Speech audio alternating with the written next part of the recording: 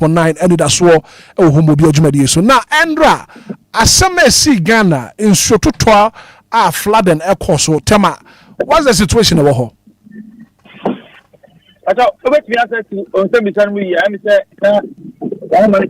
Right. Alright, so asama na mebusa na say Endra asema si wo my Ghana mu a flooding ensuo yi a ekoso wo my Ghana. Na mebusa say tema wo be pie mu tema na nempatema. What's the situation over here? Ubisa ekwano tema empotemu senia ejanesi baye nsuye eto fire na o say tema no in the past no has not been known for nsuye one ka wo ben bia ye friend Ramsa no na akoye say won na say nsuo no eyirifa so kakra ampo na eno po wona wo ano no kakra na kan nsuo no etimi ebofa ho. But this time no part of committee 5 na omo ben Ramsa na no kakra no this time no kampo no eyifa ho ama eko nia bi say committee 10 committee 6 enyina ama nsuo no etimi eyirifa ho some part of encroachments are etimi akoso ewo Ramsa anum emu and the volumes of water efi esro eba no mutie jimet for na say enra no the sort of volumes of nsuo efi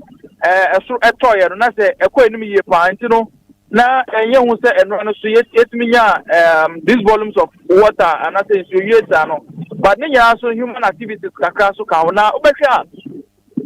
nsuo no ema nnua enson ena etimi ebuto efom ni nyina no ye mante no call ya won ko manage ye ehwe chesbi efie kwan mu ohwe be bi say committee 3 blocké site A omo ko to was akumo no Obia entimi enkwama obehwe the other end so no ko mbesa eyuso no so eno so a ombefa no towards Wama road no so no also udu avnash for anyone so na ebia fofo so egu ato nti na say o officer akumo no eba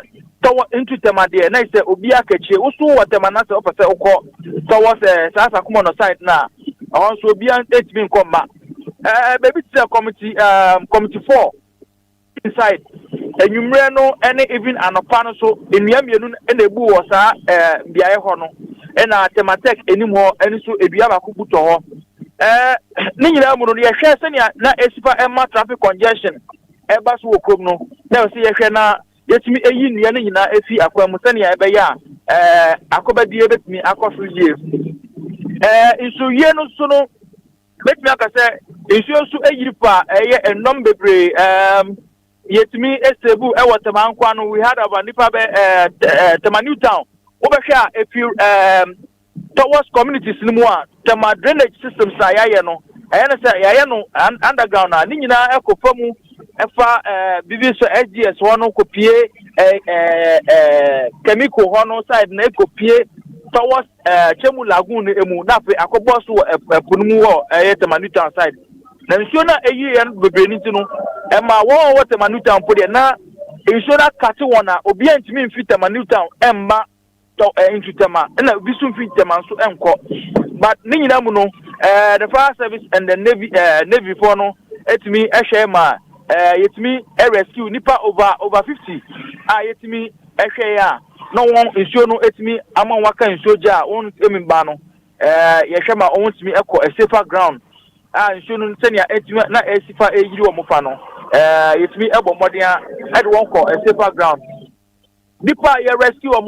omo so de na omo ka eye omo edan mu no so no ye wo nipa nson omo so omo timi eka eye edan mu bako eye an 83-year-old woman onu ko anete nsuo no eyiri na ye mema no ekọ ya yetimi ekọhwe eyi no efi edan mu a ye kreti access so ma nsuo no so etimi efi ho intentema ekọ ye enti te ubisa me abasani ya nsuo no nsuo yiri etimi ekọ ya na metimi aka no ba ne nyina mu so krapo na yesanya ada fire incident so enna mu kakaka enya fire incident about 5 bako ewo your friend say commercial facility bi wo water catch one side any other mia ho so a just to even in my every step from na yenta nya insuyire wo hono so krampo no yetiminya incidents of that sort you know and not this this is what I can be able to at least brief but so far na there nipa won hu aka no obia enwu ewo mu ye but mame ba ku bi na owo in her 50s market no no slabs walkway slabs no ma ye wo drains no so no na emi say onam so ma drain no ebu etom enti no issue no ede na ekọ for now no ye ntimi confirm say wa nyame de ana so nyame de but we can say that woman for now no missing yegusu ahwehwe eno aye boy ho modern tracy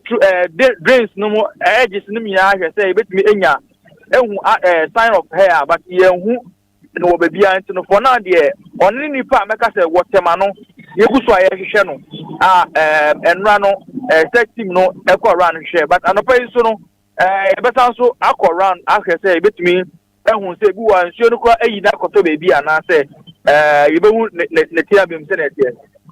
okay, right. DO2 Ebenezer Yanzo and pay das papa se andra de course no watwamfoni e de achen bibia chen adwa DO 106.9 be samba won chen na koso abo adwuma na yembo wo ne wo mema no nyina abaso ano penti das papa Mr. Das andra so the member your man despite the resources andra you deploy almost every vehicle in the Tema region na anything no na they had even some of them had to resort to their private vehicles. This team say they will still use it as a means of transport. For a few equipment, be any rescue lines. This one, the corporate to no more. Yes, I need money. So no, even with the pressure, what resources they use their personal resources to ensure that almost me, ako J you. Ebenezer Yanzo and pay that's papa. Right, 106.9 DO2 Ebenezer Yanzo Ewotema Ghana National Fire Service and pay you what tramfonino e dia chen dia e course enda wotema ene ne pate mo fire outbreaks kakra e course na fe flood no ho nsensem no e course kwado so ora Yanzo ani atenenka all the way from Tema yenda na se DO2 Ebenezer Yanzo yenda na se why dia papa mo dia free Tema region de aba ntene se de yaka no anope yatena se de course wo Ghana ha ne de course bemprenya se ma Ghana for den ehu de ko ne aha na obeti de course I'm telling you nti ye boy ho modern say for now why na abai yen kwa ma na so na fe yen kwa circle connection ne mpatemo anope Libya boga ene nam ho Libya ma che Angel messenger hey a very special good morning why na anope wapom to say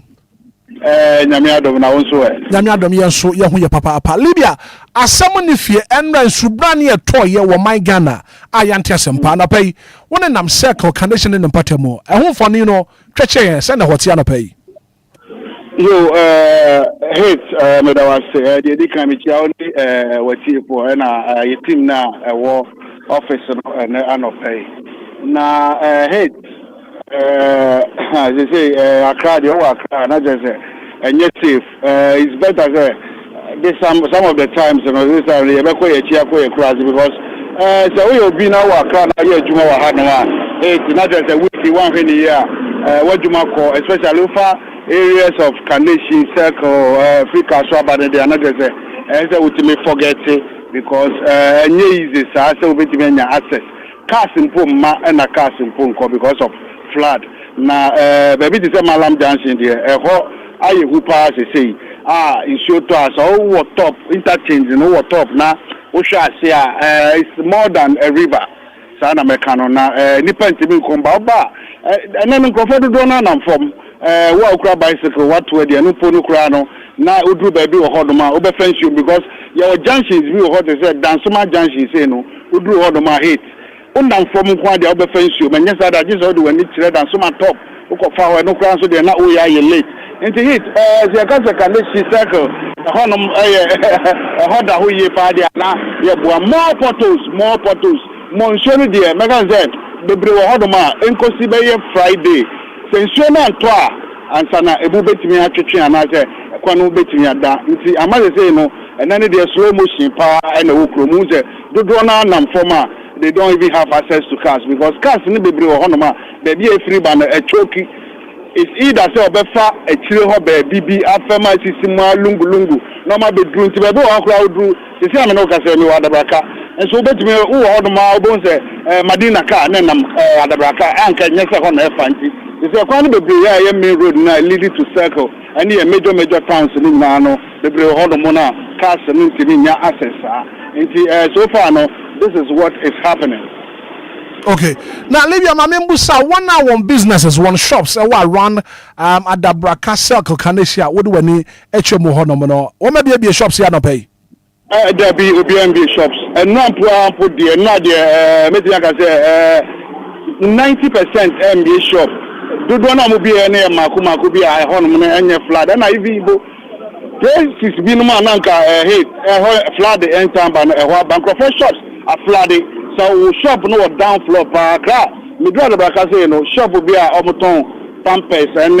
toiletries near Dinano, Nina Akem. So product in a woman no anya idea be a share rubber my yes silly and now you can't get it back. Say me father babies what about Honoma, omoton books stationery. Books say shops there and Crawford very recorded loss. Menoka say Crawford, the Abidjan shop and Mutri because insurance are down entry train. If you have been more hard moment to see rooftop, I'm going to say what was who see after cha a more shipper and insurance to Milano at the in some papa. Okay. Libya Bagana pay a bedas a pass when you're doing Komoko and D in some yachi na Diabeco Subiano Chamfonina Chetifua. What's your deal? Mestre, sir, my Jesus and Zoto, not flat the bass in Crawford TV, Crawford Nine, Crawford Nenchi, and so for Marco, Ubenya access to another hard because Alajo, baby, I'm a ton and cheer. Then 15 the insure form now then change are strong sir or insure mu crowd to any I don't know boy be I see a friend I would do ho no who said the real and cheer no insure no dey call who tran and cheer na cheer me no can say we be was circle and as I go see wa alaju na cheer not tran so go for I would do sauka mutu I would do sauka I would do and sauka me no can say na cheer ni I would do na no ye hu wom. I would not chin and chin Libya, what's it? I'm kind of say. I would do Sauka Mutu, Sauka, I would do Tumaka Mutu. Nagaza, and China didn't consume 1990, I didn't know,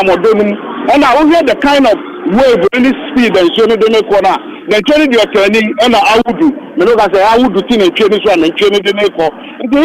I would do Sauka Mutu, I would do Sauka Mutu. I would do Antiman Saka Menoka say, I would call. Now, you say I would know a very smart, it's a free Germany, Adiano, Safan, Afa, Chamono, and the Obechi is here. It's I would do Juma Wood, no, way dear, Uncle Yaman, it's Mestre, Omo Better, I say, Omo Better, more quiet gadgets near the end, true flood near the end, or more ancient year. And I met you so also the Abbas, and then you're Chinese and talk, Boban, who ye pana, Yawada, Ecosia, the day, and no. It's not the heavy race, but down party. I care for na omission is so. And I would do Samutu. Libya no pay that's a papa pass with Tramfonia chair. Bibia chair do the Saba. Libya Boga, ye DLFM and Centronia. One and nam at the Bracaka swa to Trema Bepima was circle, Carnation and Patemo. Libya Boga no pay a Tramfonino at the chair with deal. 106 I just Libya near 10 and Cano. Yeah, sure. Over said any macro na any casem, any can. And about Johnny live on Facebook video, sir. A also bra, Nabra behead your consumer, and you're fine, Enquiries, and your best wow, P. Crumbia, Nebia, no one to Boise. See, do to an answer, then a shame and fanco, you must want to pay. If it's a mere pin, I can't say the iron, and to me, corner, but into a mash, I shank afford a door and to me, Juma. Enti ye besre na hyenka fo no se du ba bia no manya botrama e besre na makọ ne manhya da nkoyi emfa mayen and ye boy ho modern say yense beka ediwo wana leskin nati Department of the Ghana National Fire Service na Accra region so no ho boy amane kakra endo ja hyehye ahodo akọkọ so me ahodo because cha dollar tabia akwahye mu ni ade ba nyina ati se ja toto ho no danso ma ne ade na ono so amaya update concerning the course so endra insu yire no and afin se ja hyehye no so na afin so ye Mr. Emmanuel Esel so Nadmo and so Wager Honomono and so Komobi Boba from Bawe in fact Enyanika say so no mutumi boy in Chimuka cra na yet to me din command penny who said no meko any idea until I think say be a from Homananesa na you Nikoma crack and said no bit yako. So Johnny live on Facebook DLFM 106.9 no bar now was share link no I'm off for being so to me I should be an opera payenda Lumba in super natural na water say one daruma and I'll pay walk with boy yanko amana so na fe yanko